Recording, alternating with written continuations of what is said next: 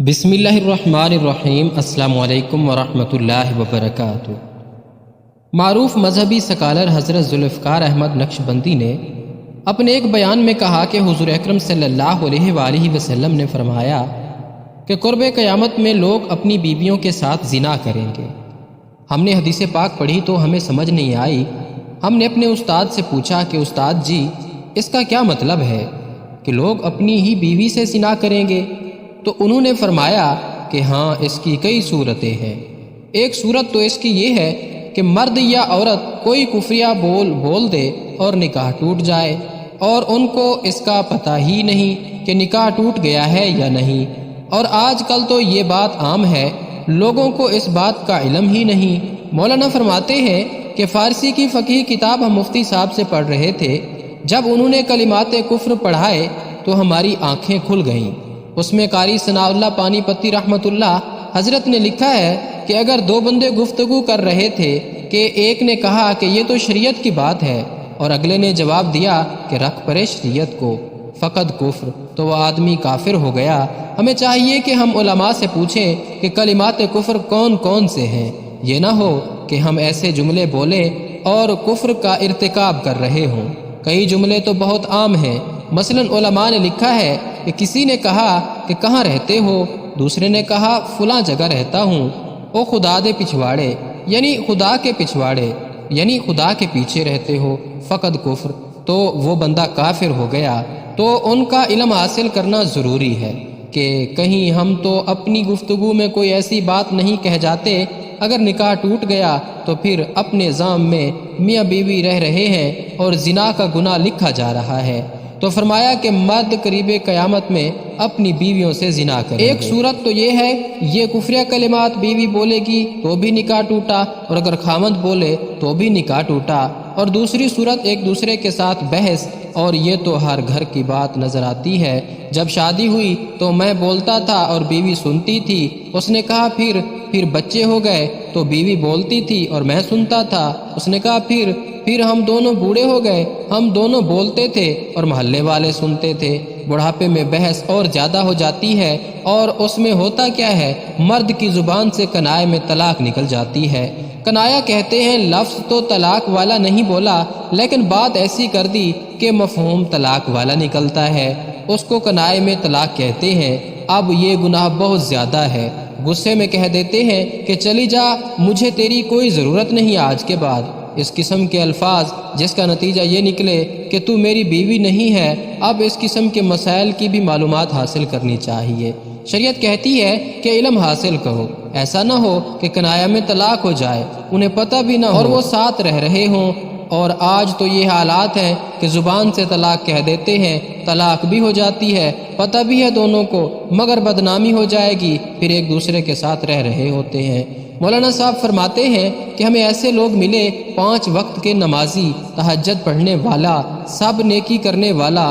خود اس نے مجھے کہا کہ آج سے 8 سال پہلے میں نے اپنی بیوی کو طلاق دے دی تھی غصے میں آ کر، اور بعد میں ہم نے سوچا کہ وہ بھی نیک ہے اور میں بھی نیک ہوں، بدنامی ہو جائے گی، بچے خراب ہو جائیں گے، تو بس پھر ہم نے دوبارہ اکٹھا رہنا شروع کر دیا۔ نہ رشتہ داروں کو پتہ، نہ علماء سے پوچھا، پھر میاں بیوی اکٹھے رہ رہے ہیں ایک گھر میں، ایک ہی کمرے میں، تو یہ زنا کر رہے ہیں۔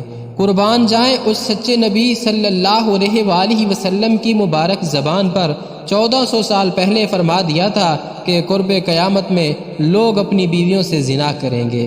زنا ایک سنگین اور کبھی ترین گناہ ہے۔ دین اسلام جہاں زنا سے منع کرتا ہے وہیں اسباب زنا کے قریب جانے سے بھی روکتا ہے۔ شرک کے بعد زنا کی نحوست اور خباثت تمام معصیات سے بڑھ کر ہے، کیونکہ یہ گناہ ایسے ہیں جو دل کی قوت و وحدت کو پارا پارا کر دیتے ہیں۔ یہی وجہ ہے کہ ان میں وارد ہونے والوں کی اکثریت مشرک ہوتی ہے، اور جب یہ نجاست دل کو فساد سے بھر دیتی ہے تو یقیناً اللہ طیب و پاک ذات سے انسان دور ہی ہوگا۔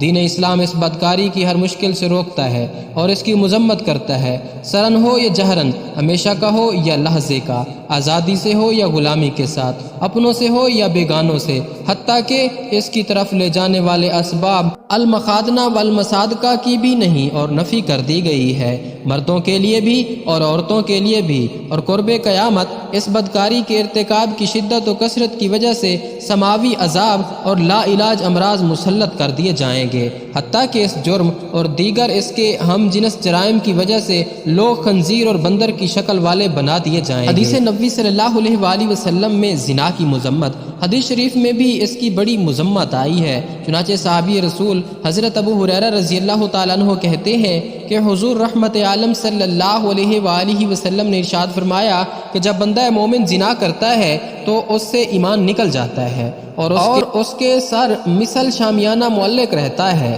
پھر جب بندہ اس فعل بد کے ارتکاب سے علیحدہ ہوتا ہے تو پھر ایمان اس کی طرف لوٹ آتا ہے۔ فرمان رسول زنا کی مذمت پر صاف اور صریح دلالت کرنے کے ساتھ انسان کو اس سے دور رہنے کی ہدایت دیتا ہے، کیونکہ ایک مومن کا یہ اعتقاد ہونا چاہیے کہ اس کے نزدیک ایمان سے بڑھ کر کچھ نہیں، بلکہ ایمان ہے تو سب کچھ ہے، ایمان نہیں تو کچھ بھی نہیں۔ ایک آدمی چادریں بنایا کرتا تھا، ایک گاہک اس کے پاس آیا اور کہنے لگا کہ مجھے ایک چادر بنا دو، جتنے روپے چاہے لے لو مگر چادریں بہترین ہونی چاہیے۔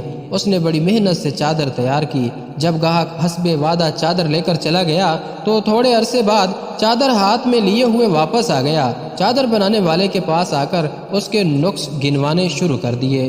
وہ بندہ اللہ کے سامنے رونے والا جب اس نے چادر میں 3-4 جگہ نقص دیکھے تو زاروں قطار رونا شروع کر دیا، آنسو رکنے کا نام ہی نہیں لے رہے تھے۔ گاہک کہتا ہے پریشان مت ہو، میں چادر واپس نہیں کرتا۔ وہ کہتا ہے بات چادر کی نہیں، تو نے مجھے اور بات یاد کروا دی ہے۔ گاہک نے اس بات کے متعلق پوچھا تو اس آدمی نے جواب دیا کہ میں نے تجھے اتنی محنت سے چادر بنا کر دی اور تو نے انسان ہو کر اتنے عیب نکالے ہیں۔ میں نے جتنی توجہ سے چادر بنائی ہے ممکن ہے کہ اتنی توجہ سے کبھی کوئی نیکی نہ کی ہو، کوئی نماز اتنی توجہ سے ادا نہ کی ہو، کہیں میری نیکیوں اور نمازوں میں نقص نکل آئے تو میری نمازیں کہیں عیب دار نہ ہوں اور اللہ میری نیکیوں کو میرے منہ پر نہ مار دے۔ نیک اعمال کرنے والوں کو بھی معافی کا طلبگار رہنا چاہیے، استغفار کو لازمی پڑھیں۔ اللہ پاک ہمارے صغیرہ کبیرہ سب گناہ اپنی رحمت سے معاف فرمائے، آمین ثم آمین۔